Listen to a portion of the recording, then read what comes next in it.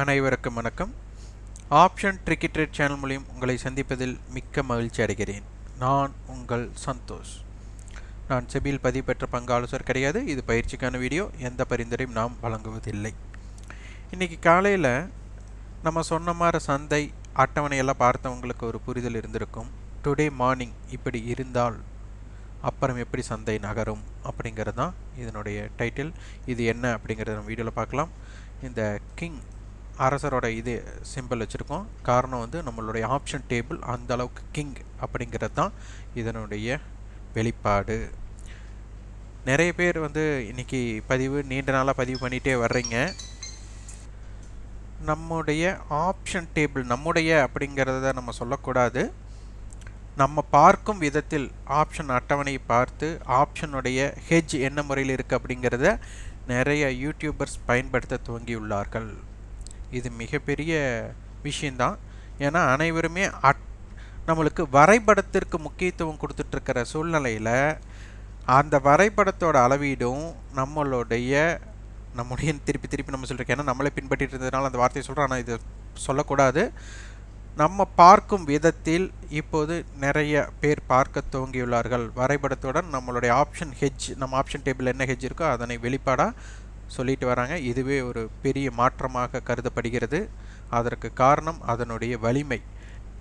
குதிரைக்கு கடிவாளம் கட்டின மாதிரி சிலர் பார்ப்பாங்க. அதாவது ஒரே விதத்தில் பார்ப்பாங்க. எப்போவுமே சந்தை ஒரே விதத்தில் பார்க்கக்கூடாது, மாற்றி யோசிக்க வேண்டும்.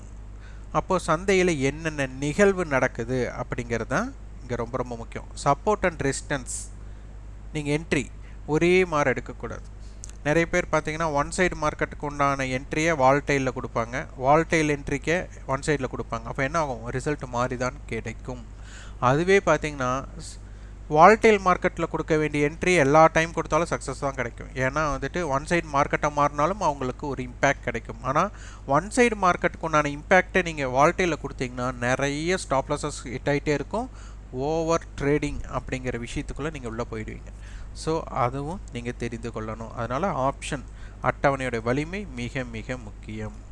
வாங்க வீடியோக்குள்ளே போகலாம். இன்றைக்கி காலையில் பார்த்திங்கன்னா இது ஸ்க்ரீன்ஷாட் எடுத்த டைமிங் பார்த்திங்கன்னா காலையில் ஒரு 9:30. அப்போ பாருங்கள், 17,000 கால் 17,000 புட் கொடுத்துட்டாங்க. அப்போ சந்தை யாருடைய கட்டுப்பாட்டுக்குள் யார் போட்டியாளர் அப்படின்னா 17,000 கால் 17,000 புட்டு தான். ஆனால் நேற்று யார் இருந்தாங்கன்னா 17,100 காலும் 17,000 புட்டும் இருந்தது. இன்று அப்படியே என்ன இருக்குது? 17,000 கால் 17,000 புட்டாக மாறிடுச்சு. அப்போவே சந்தையோட நிகழ்வு அப்படின்னு எடுத்துக்கிட்டால் 17,088 அப்படிங்கிறது ஒரு ரெசிஸ்டன்ஸ். 130னா 16,870. அப்போ சந்தை 16,870 இருந்து 17,088க்குள்ளே இருக்க போகிறாங்க அப்படிங்கிறத இவங்க பதிவு பண்ணிட்டாங்க. இந்த ரெண்டு ப்ரீமியத்தை ஆட் பண்ணால் நம்மளுக்கு ஒரு 200 புள்ளிகள் வரும், 210 புள்ளிகள் வரும். அப்போ இதிலிருந்து கழிச்சோம்னா 16,790 இருந்து 17,210க்குள்ளே சந்தை இருக்க போகிறாங்க அப்படிங்கிறது காலையிலேயே பதிவு செய்துவிட்டார்கள். அதன் பின் இது ஒரு ஸ்ட்ராடல், இங்கே ஒரு ஸ்ட்ராங்கலும் பதிவு பண்ணிட்டாங்க. அப்போது 16,900 17,100க்குள்ளே இருக்க போகிறாங்க அப்படிங்கிறது இந்த ஸ்ட்ராங்கலோட அர்த்தம். அப்போ இதனுடைய ப்ரீமியம் எடுத்துட்டால் 130 புள்ளிகள். அப்போ 17,100 கால் படி 17,150, 17,900 புட் ஆப்ஷன் படி 16,814 சந்தை இந்த ரேஞ்சு தான் இருக்க போகிறாங்க அப்படிங்கிறத பதிவு பண்ணிட்டாங்க. அதுக்கப்புறம் ஒரு அவுட்டர் ஸ்ட்ராங்கல் இருக்குது பாருங்கள், 16,800 டு 17,200. அப்போ சந்தை இதற்குள்ளே இருக்க அதிகமான வாய்ப்பு. இங்கே ஒரு ஸ்ட்ராடல், அதற்குட்பட்டு ஒரு ஸ்ட்ராங்கல், அதற்கப்புறம் ஒரு வைடு ஸ்ட்ராங்கல் கொடுத்துருக்குறாங்க. அப்போ இந்த அளவுக்கு சந்தை இப்படி தான் இருக்க போகிறாங்க அப்படிங்கிறது காலையிலேயே பதிவு செய்து விட்டார்கள். மார்க்கெட் சைடுவே மார்க்கெட்டாக இருக்க அதிகமான வாய்ப்பு அப்படின்னு. அப்போ இதில் யார் வெற்றி பெறலாம் அப்படின்னா ஆப்ஷன் பையர் அப்படிங்கிறவங்கள விட ஆப்ஷன் செல்லருக்கு தான் அதிகமான வாய்ப்பு அப்படிங்கிறது காலையிலேயே பதிவு செய்து விட்டார்கள்.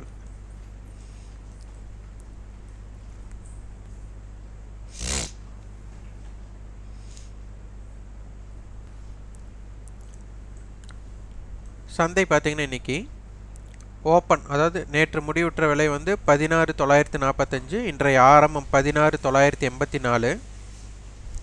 அப்போது நம்மளுக்கு ஒரு 40 புள்ளிகள் அப்படிங்கிறத அதிகமாக துவங்கியுள்ளோம், அதான் அப்பில் துவங்கியிருக்காங்க.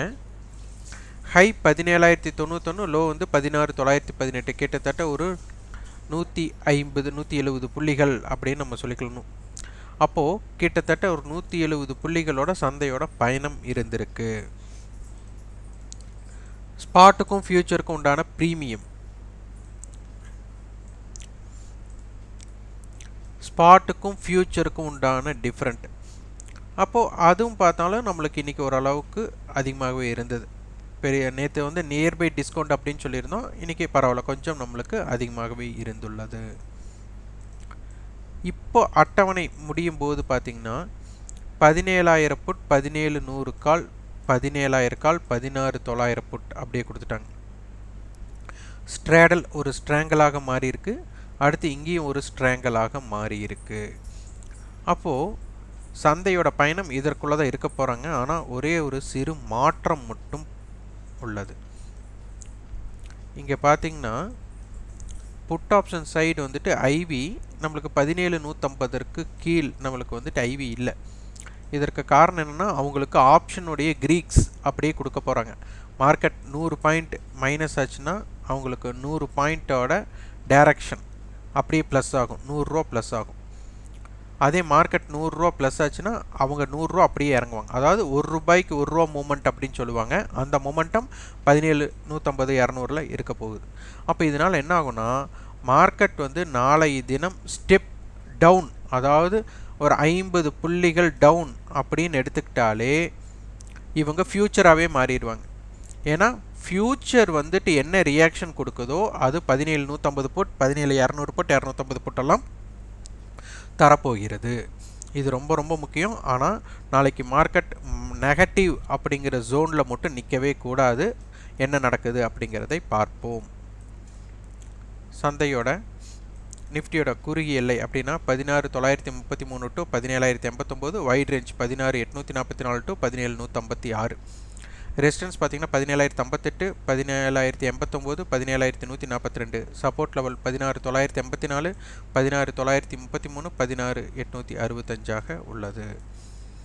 பேங்க் நிஃப்டிலே பார்த்தீங்கன்னா காலையிலேயே நம்மளுக்கு 39,500 கால் அண்ட் புட் ஒரு ஸ்ட்ராடல், அதுக்கப்புறம் 39,400, 39,600 ஒரு ஸ்ட்ராங்கல் அப்படி கொடுத்துட்டாங்க. அப்போ சந்தை 39,500 மையமாக வைத்தே நடைபெறும் அப்படின்றது தான். இன்றைக்கி பார்த்தீங்கன்னா 39,695 ஹை, 39,273 லோ, கிட்டத்தட்ட நம்மளுக்கு வந்துட்டு ஒரு 400 புள்ளிகளோட மொமெண்டம் தான் இருந்துள்ளது. ப்ரீமியம் ஓரளவுக்கு இருக்குது. இப்போ முடியும் போதும் அதுவே 39,500 அதே சேம் காலையில் எப்படி இருந்தோ அதே போல் தான் இருந்திருக்கு. இங்கேயும் ஐவி இம்ப்ளைடு வாலட்டிலிட்டி கொஞ்சம் அதிகமாக இருக்குது. இன்னும் 2 நாட்கள் தான், நாளை தினம் அதற்கு மறுதினம், அப்போ 2 தினங்கள் தான் நம்மளுக்கு இருக்குது. அப்போ இதனுடைய டைம் வேல்யூ குறைச்சே ஆகணும். இப்போ 39,000லேருந்து 39,500னா நம்மளுக்கு 500 புள்ளி, 39,000 காலே நம்மளுக்கு 535 ரூபா இருக்கிறாங்க.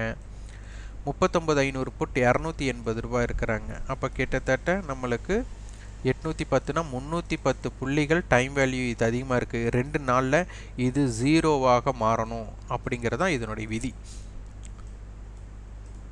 இதனுடைய குறுகிய எல்லைனா 39,180 டு 39,665, வைட் ரேஞ்ச் 38,915 டு 39,885 இருக்கும். ரெசிஸ்டன்ஸ் 39,535, 39,710, 40,052. சப்போர்ட் லெவல் 39,400, 39,220, 38,899 இருக்கிறது. அப்போது இதில் நம்மளுக்கு ஆப்ரேட்டிங் அப்படின்னு எடுத்துட்டா 39,500 கால் புட்டை தான் ஆப்ரேட் பண்ண போகிறாங்க. அதே மாதிரி 39,400 புட்டும் 39,600 காலும் ஆப்ரேட் பண்ண போகிறாங்க. அப்போ இந்த 3 ஸ்ட்ரைக் ரொம்ப வேல்யூம் அதிகமாக இருக்க வாய்ப்புகள் அதிகமாக இருக்குது. அதற்கு தகுந்த மாதிரி உங்களோட வியாபாரத்தை பயன்படுத்திக் கொள்ளுங்கள். இந்த வீடியோ உங்களுக்கு பயனுள்ளதாக இருந்தால் லைக் பண்ணுங்கள், ஷேர் பண்ணுங்கள், சப்ஸ்கிரைப் பண்ணுங்கள். கண்டிப்பாக உங்களோட ஃபீட்பேக்கை கமெண்ட் பாக்ஸில் பதிவு பண்ணுங்கள். நன்றி, வணக்கம்.